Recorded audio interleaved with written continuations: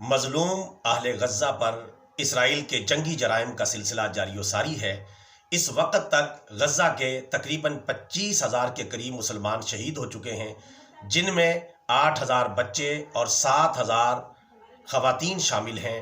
اس کے علاوہ تقریباً 60 سے 65,000 کے قریب مسلمان زخمی حالت میں ہیں اور تقریباً 20 لاکھ کے قریب مسلمان بے گھر اور بے آباد ہو چکے ہیں۔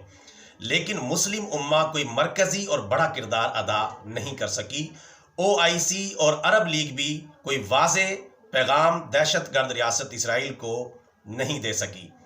ایسے میں مسلم امہ ایک مجرمانہ خاموشی اختیار کیے ہوئے ہے، جبکہ تھوڑی بہت امداد بھیجی جا رہی ہے اور چھوٹے موٹے بیانات جاری کیے جا رہے ہیں۔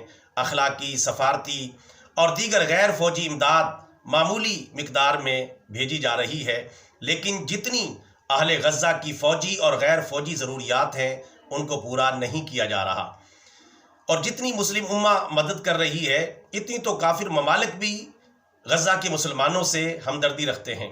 جنوبی افریقہ اہل غزہ کے خلاف کارروائی کو نسل کشی قرار دے رہا ہے اور جنگی جرائم قرار دے رہا ہے۔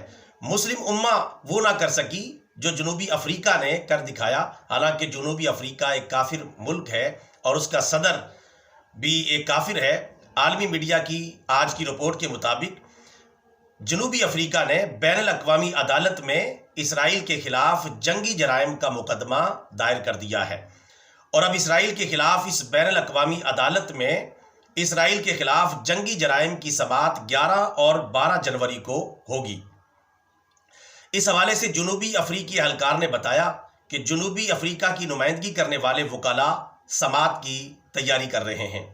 عرب میڈیا کے مطابق درخواست میں کہا گیا ہے کہ اسرائیل فلسطینی عوام کی نسل کشی میں ملوث ہے۔ یاد رہے کہ گزشتہ سال کے آخر میں جنوبی افریقہ نے اسرائیل کے خلاف بین الاقوامی فوجداری عدالت میں شکایت درج کروائی تھی۔ جنوبی افریقی صدر رامافوسا نے کہا تھا کہ شکایت اسرائیلی جنگی جرائم کی تحقیقات کے لیے درج کروائی گئی ہے۔ ان کا کہنا تھا کہ اسرائیل غزہ کی پٹی میں جنگی جرائم اور نسل کشی کا ارتکاب کر رہا ہے، جبکہ اسپتالوں اور انفراسٹرکچر یعنی پورا تعمیراتی ڈھانچہ غزہ کے اندر تباہ و برباد کر دیا گیا ہے۔ جنوبی افریقی صدر رامافوسا کا کہنا تھا کہ ہزاروں فلسطینی جان سے جا چکے ہیں۔ یقین ہے کہ عالمی فوجداری عدالت اسرائیل کے جنگی جرائم کی تحقیقات کرے گی اور اس کے لیے مناسب سزا تجویز کرے گی۔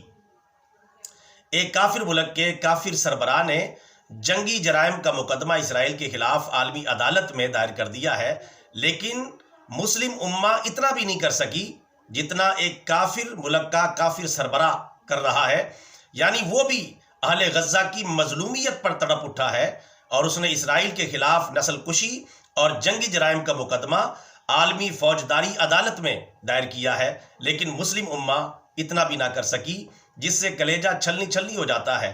اہل غزہ کی مظلومیت کو دیکھ کر دل خون کے آنسو روتا ہے، اور امت مسلمہ کی مجرمانہ خاموشی کو دیکھ کر دل درد سے بلبلا اٹھتا ہے۔